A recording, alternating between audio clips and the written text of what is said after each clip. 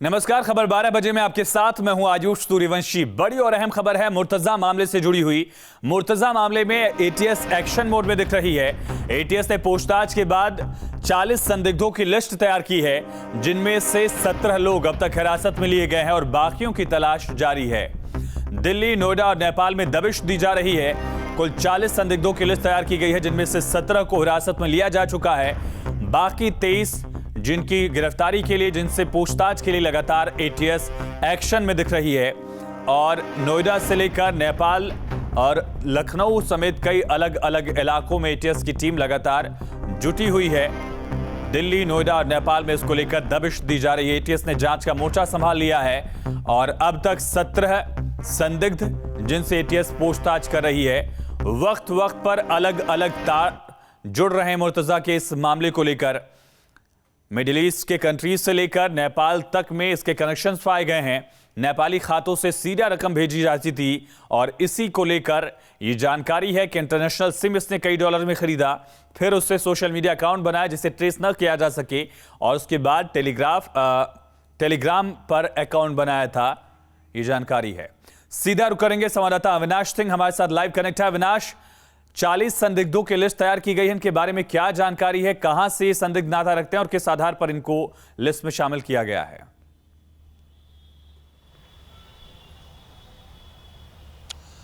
देखिए, अभी का तो सबसे बड़ा अपडेट यह है कि एटीएस मुर्तजा को लखनऊ लेकर पहुंच चुकी है। उसे एटीएस मुख्यालय में रखा गया है, जहां पर उससे पूछताछ चल रही है। जहां तक सवाल 40 जो संदिग्ध हैं जिनकी लिस्ट की बात सामने आ रही है, तो माना जा रहा है कि तकरीबन 2.5 दर्जन से ज़्यादा ऐसे लोग हैं जो इस वक्त एटीएस की रडार पर हैं। हालांकि तकरीबन 12 से 14 लोगों को अब तक पुलिस और एटीएस हिरासत में ले चुकी है, जिनसे भी पूछताछ की जा रही है। देखिए, जिस तरीके से ये पूरा मामला सामने आया और चूंकि मुर्तजा से जो पूछताछ हुई है, माना जा रहा है कि उसी पूछताछ के आधार पर और जो भी उसके पास से इलेक्ट्रॉनिक्स एविडेंस मिले हैं, उन्हीं की जाँच के आधार पर ये पूरी लिस्ट तैयार की गई है, जिसमें न सिर्फ उत्तर प्रदेश बल्कि माना जा रहा है कि नोएडा से लेकर मुंबई के भी जो कुछ लोग हैं वो मुर्तजा से जुड़े हो सकते हैं। हालांकि एटीएस की जांच में इन तमाम नामों का माना जा रहा है कि जल्द खुलासा हो सकेगा, क्योंकि देखिए, चूंकि अगर हम सरकार की बात करें या फिर पुलिस की बात करें, तो पुलिस साफ कर चुकी है कि कहीं ना कहीं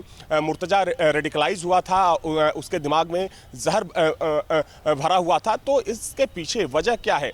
क्या मुर्तजा से ये सब चीज़ें करवाई जा रही थी या वो खुद एक जिहादी सोच से प्रभावित होकर खुद ही वो करना चाह रहा था? तो इन तमाम चीज़ों को लेकर यूपी एटीएस की जांच चल रही है। चूंकि देखा जाए तो 14 से 15 लोग अभी भी पुलिस और एटीएस की हिरासत में हैं, लेकिन जो दूसरे लोग हैं, जिन संदिग्धों को एटीएस तलाश रही है, उनकी धरपकड़ के लिए उत्तर प्रदेश समेत जो सीमावर्ती राज्य हैं, लगातार संदिग्धों की लिस्ट बनाई गई, उससे आगे गिरफ्तार किया जा रहा है। बने रहिए हमारे साथ और अपडेट्स भी आपसे लेंगे अविनाश।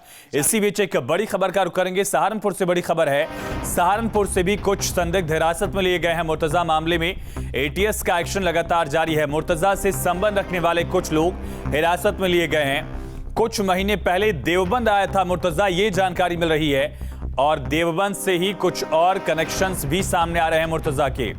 लगातार अविनाश हमारे साथ लाइव कनेक्ट है। अविनाश, देवबंद एक बार फिर शक की निगाहों में, यहां से भी कुछ संदिग्धों को गिरफ्तार किया गया है।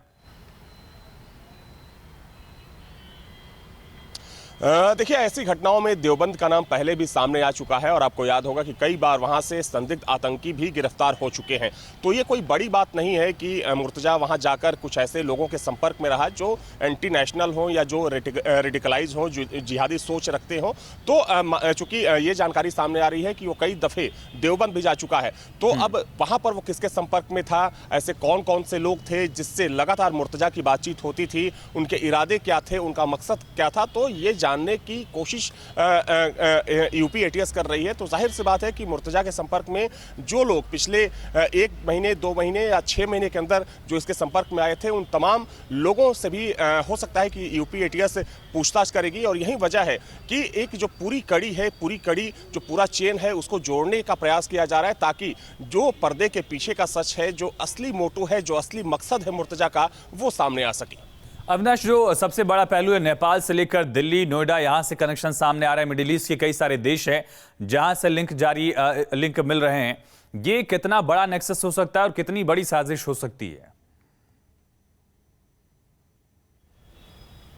देखिए, जहां तक सवाल नेपाल और मिडिल ईस्ट का है तो इससे पहले भी आपने देखा कि भारत में और उत्तर प्रदेश की बात करें तो कई ऐसी जो संदिग्ध गतिविधियां हुई उसमें साफ तौर पर नेपाल और मिडिल ईस्ट का कनेक्शन सामने आया। आपको याद होगा कि जब एक बड़े धर्मांतरण के रैकेट का पर्दाफाश हुआ था जिसमें कि कई बड़े आरोपियों को यूपी एटीएस ने गिरफ्तार किया था, तो उसमें भी ये बात सामने आई थी कि मिडिल ईस्ट से फंडिंग की जाती है, करोड़ों का लेन देन हुआ था और तमाम ऐसे बैंक अकाउंट्स भी मिले थे जिससे ये प्रूफ हुआ था कि मिडिल ईस्ट से पैसा भेजा जा रहा है। और देखिए, जहां तक सवाल नेपाल का है तो नेपाल आज के समय में आतंकवादियों के लिए एक कह सकते हैं कि सबसे एक सुरक्षित पनाहगार बना हुआ है, क्योंकि तमाम जो आईबी की रिपोर्ट्स हैं वो इस बात की ओर इशारा करती है कि कहीं ना कहीं नेपाल से भारत में जो प्रवेश का रास्ता है वो आतंकियों के लिए और आतंकी सोच रखने वालों के लिए थोड़ा सा आसान हो जाता है। हालांकि देखिए, पिछले कुछ समय की बात करें तो जो घुसपैठ है कम तो हुई है, लेकिन कहीं ना कहीं जो तमाम ऐसे लोग हैं मुर्तजा और जो ऐसी सोच रखते हैं, कहा जाता है कि नेपाल में जो दूसरे चूंकि पाकिस्तान से सीधा एक्सेस माना जाता है नेपाल का, चूंकि आईएसआई एक बड़ा जरिया है, तो नेपाल में किन लोगों के संपर्क में था, नेपाल आखिर क्यों गया था मुर्तजा, तो इसकी जांच के बाद ये सारी चीजें सामने आ जाएंगी। लेकिन देखिए, निश्चित तौर पर कह सकते हैं कि फंडिंग को लेकर हो सकता है कि कुछ और खुलासे इस मामले में हो सकते हैं। तमाम जानकारी के लिए अविनाश आपका बहुत शुक्रिया। नेपाल एक सेफ पैसेज माना जाता रहा है लंबे वक्त से और इसको लेकर भी आईबी के कई सारे सूत्रों के हिसाब से जानकारी मिली है।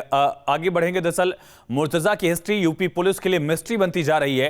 रोजाना नए नए खुलासे हो रहे हैं, कभी आईएस से ताल्लुक, कभी मंदिर का मैप, कभी गुरिल्ला युद्ध, तो अब सीरिया से भी संबंध और लाखों रुपए का ट्रांसफर। आखिर क्या है, नए खुलासे क्या हैं, देखिए।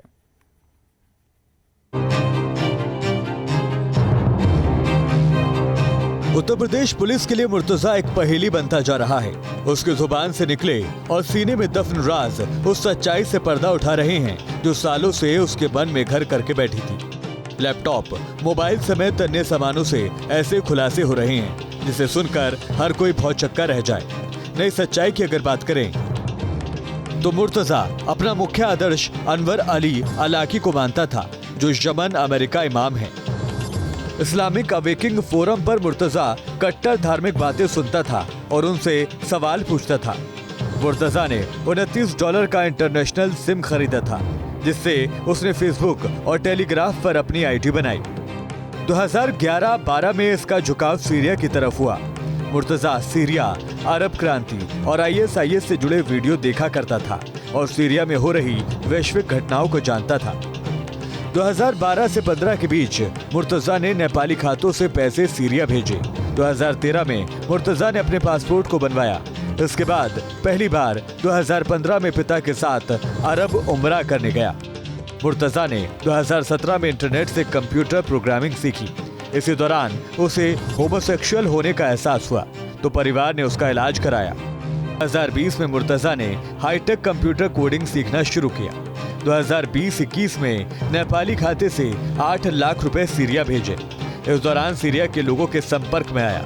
आतंकियों के मारे जाने पर मुर्तजा को गुस्सा आता था।